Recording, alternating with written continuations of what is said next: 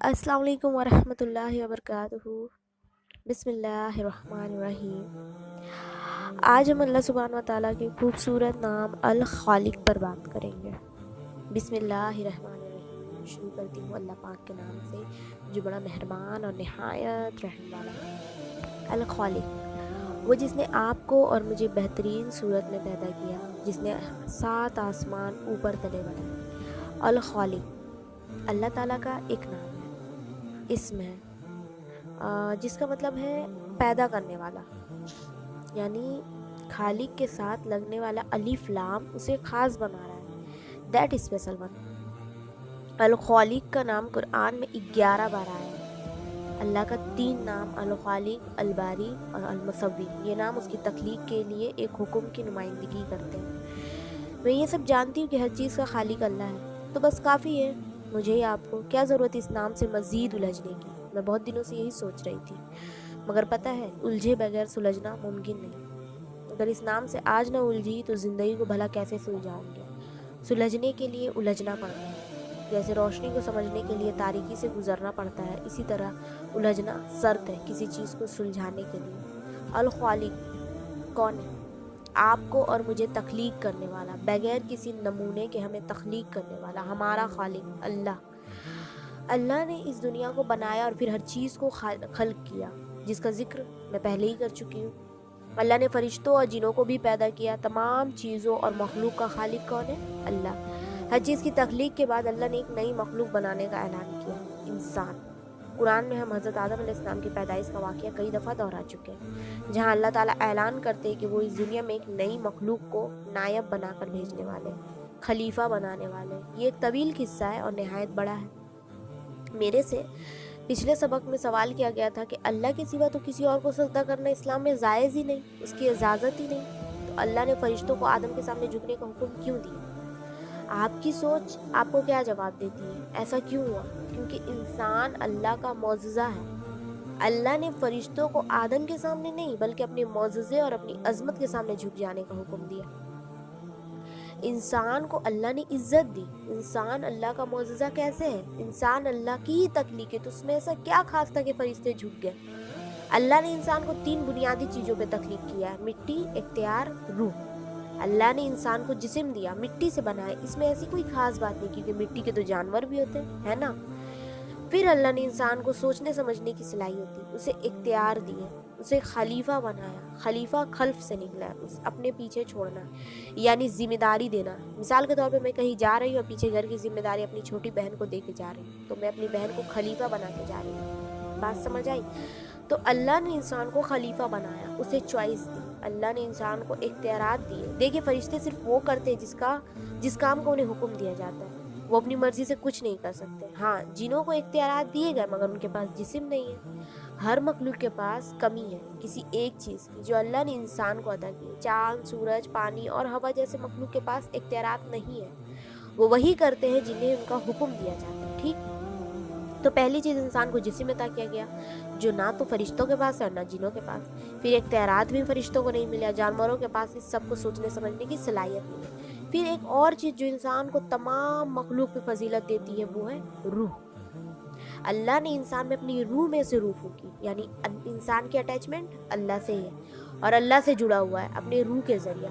انسان کی نسبت اللہ کی طرف ہے، روحانی قوت انسان کو عطا کی گئی ہے، انسان کو اس طرح عزت بخشی گئی ہے، اسے جسم، اختیارات اور روح دے کے زمین پر اتارا گیا۔ اسے کہہ سکتے ہیں کہ 3 in 1۔ تو اللہ نے انسان کو تمام مخلوقات میں فضیلت دی، یہاں تک کہ فرشتوں کو آدم کے سامنے جھکنے کا حکم دیا۔ اس کا مقصد اللہ کی عظمت کے آگے جھک جانا تھا۔ اللہ نے بہت پیار سے انسان کو بنایا، بہت پیار سے، ایسا کہ اس جیسی تخلیق کوئی کر ہی نہیں سکتا۔ اس نے انسان کو بیلنس دیا ہے۔ وہ خالق اور ہم مخلوق، بلکہ اشرف المخلوقات کہتے ہیں ہم خود کو، اور کیوں نہ کہیں، اللہ نے ہمیں خود اشرف بنایا۔ انسان کی حقیقت اس کی عزت ہے جو اسے اللہ نے عطا کی۔ جس دن اللہ نے آدم علیہ السلام کو بنایا، تبھی باقی تمام روح کو بھی بنایا تھا۔ ہم سب کو اس دن عزت دی گئی تھی۔ وہاں حضرت محمد صلی اللہ علیہ وسلم جیسی خوبصورت ہستی بھی موجود تھی، اور دجال جیسا ظالم بھی۔ اللہ نے عزت دی اپنے مخلوق کو، اور اس نے کیا کیا؟ کچھ نے اس کی عزت کی حفاظت کی، اسے محفوظ رکھنے کی کوشش کی، اور کچھ نے خود کو شیطانوں میں شامل کروا لیا۔ اللہ نے تو عزت دے دی مگر اختیار انسان کو دیا کہ بھلا وہ خود کی عزت خود بھی کرتا ہے یا نہیں، کیا وہ اپنی عزت کی حفاظت کرتا ہے یا نہیں۔ ہم اپنی بات کرتے ہیں، ہم تمام انسان اللہ کے خاص مخلوق ہیں۔ اللہ نے ہمیں عزت دی اور وہ ہم سے بے حد محبت کرتا ہے۔ خالق اپنے خاص مخلوق سے بے پناہ محبت کرتا ہے۔ جیسے آپ اپنے کوئی اسپیشل چیز بنائی، کچھ بھی، تو آپ کے دل میں اس چیز کے لیے کیا فیلنگ ہوگی؟ کیا آپ کا دل چاہے گا کوئی آپ کی اس خاص چیز کو جسے آپ نے خود بنایا کوئی ہاتھ بھی لگائے؟ کیا آپ کا دل کرے گا کوئی اس چیز کو توڑے؟ بلکہ ہم تو اس بندے کا منہ توڑ دے جو ہماری بنائی ہوئی خاص چیز پہ بری نظر بھی ڈالے۔ ایسا ہی ہے نا، یہ تو ہمارے ہاتھ سے بنائی ہوئی چیز کے بارے میں کیفیت ہے۔ تو سوچئے، اللہ نے ہمارے اندر اپنی روح میں سے روح پھونکی، اللہ نے ہمیں بہت خاص بنایا، ہم اللہ کا معجزہ ہے، تو کیا اللہ کو ہم سے محبت نہ ہوگی؟ یا ہوئی بھی تو بس اتنی ہوگی کہ ایک سے دوسری بھول یا گناہ پر وہ نفرت میں بدل جائے؟ ہرگز نہیں۔ یہاں پھر وہی بات آ جاتی ہے، ہم انسان اللہ کو انسانوں جیسا سمجھتے ہیں، یہ ہمارا شرک ہے۔ ہم کسی انسان کو غصہ کرتے دیکھتے تو اللہ کو غصہ کو بھی ویسے ہی تصور کرتے ہیں۔ ہم کسی انسان کی محبت کو دیکھتے تو اللہ کو محبت کو اس سے ریلیٹ کرتے ہیں، جبکہ اللہ تو اللہ ہے، وہ خالق نہیں، الخالق ہے، وہ کسی کی مخلوق نہیں، وہ خود خالق ہے، وہ کسی پہ منحصر نہیں ہے۔ اس کی محبت کسی انسان کی محبت جیسی نہیں ہوتی جو ذرا سی رنجش یا نافرمانی پھر نفرت میں بدلتی ہے۔ وہ الخالق ہے، آپ کو بنانے والا، وہ ہمیں سمجھتا ہے۔ اسی مثال کو دوبارہ دیکھتے ہیں، آپ نے کوئی چیز بنائی، میں انسان ہوں اور اپنے سوچ جیسی مثال دے سکتی ہوں۔ خیر، آپ خود سوچیں، آپ کی بنائی ہوئی چیز کے فنکشن کون جان سکتا ہے؟ آپ کے سوا، یہاں تک کہ اس چیز کو بھی معلوم نہیں ہوگا کہ مجھے کس چیز سے بنایا گیا، اور انسان کی تخلیق ہی نامکمل ہے، تو پھر ہمیں ہمارے خالق کے علاوہ اور کون جان سکتا ہے؟ ہمارے خالق کے علاوہ اور کون بہتر طریقے سے خیال رکھ سکتا ہے؟ ہم سمجھتے ہیں ہمارا خیال ہم سے بہتر کوئی نہیں رکھ سکتا، ہمارے لیے ہمارے علاوہ کوئی نہیں سوچتا، اور یہ ہماری سب سے بڑی غلط فہمی ہے۔ انسان کی حقیقت یہ ہے کہ وہ اپنے لیے سب سے بڑھ کر ظالم ہے۔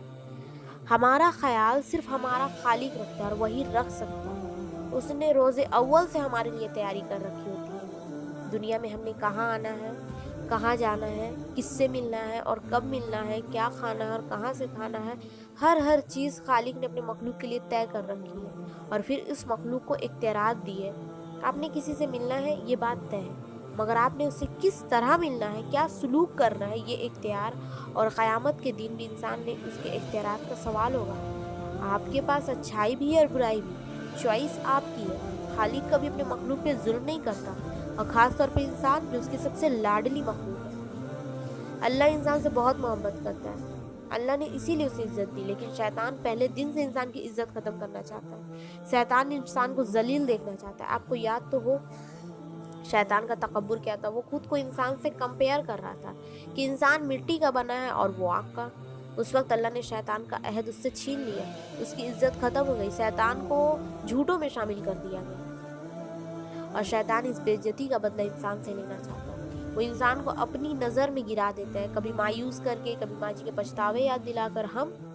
ہم بھی خود کو اس کی نظر سے دیکھنے لگتے ہیں، خود کو ناکام تصور کرتے ہیں، اللہ سے مایوس ہو جاتے ہیں۔ یہ سب شیطان کی دشمنی ہے۔ اگر ہم خود کو اپنے خالق کی نظر سے دیکھیں تو ہم باعزت، خوبصورت اور بہت اچھے ہیں، لیکن ہم خود کو اللہ کی نظر سے دیکھتے ہی کب ہیں۔ اللہ نے ہمیں دنیا میں امتحان لینے کے لیے اتارا ہے، اللہ نے ہمیں اپنی عبادت کے لیے بنایا ہے، لیکن ہم نے وہ عبادت فرشتوں کی طرح نہیں کرنی، بلکہ امتحان کے ساتھ ساتھ کرنی۔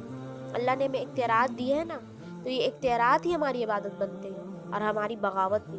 شیطان کی نظر میں انسان صرف مٹی، اور وہ ہمیں بھی آہستہ آہستہ ہمارے روح کو بہلوانے کی کوشش کرتا ہے۔ ہم میں سے اکثر صرف اپنی مٹی یعنی اس جسم کے لیے جیتے، اپنی اصل کو بھول کر۔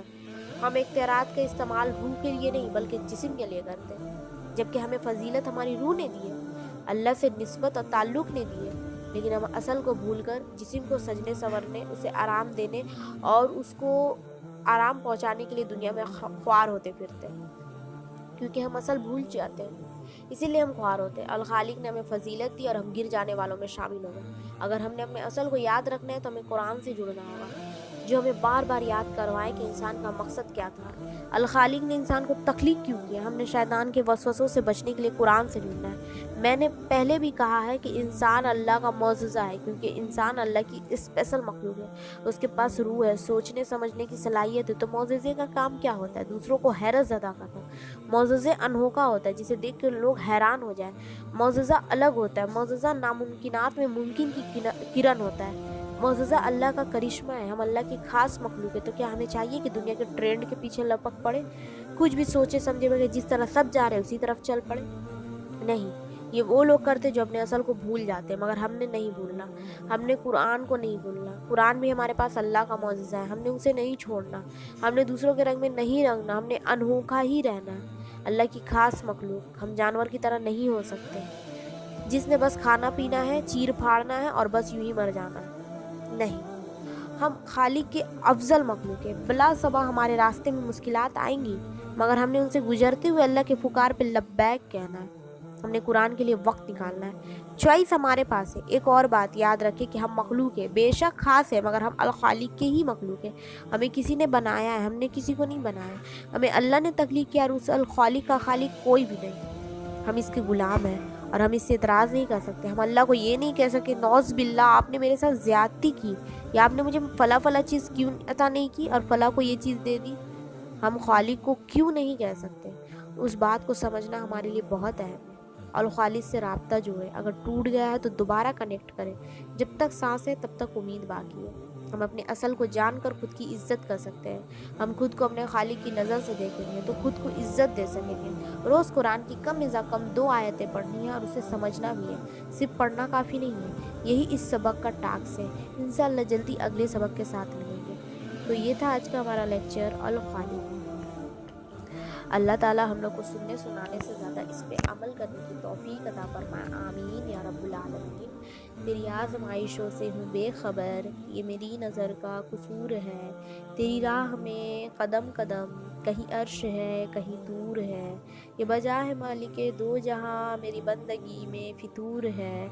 ये ख़ता है मेरी ख़ता मगर तेरा नाम भी तो गफूर है। ये बता मैं तुझसे मिलूँ कहाँ, मुझे तुझसे मिलना ज़रूर है। कहीं दिल की शर्त ना डालना, अभी दिल गुनाहों से चूर है। तू बख्श दे हम सब के गुनाह, तू रहीम है तू गफूर है। अस्सलाम वालेकुम वरहमतुल्लाहि वबरकातुहू।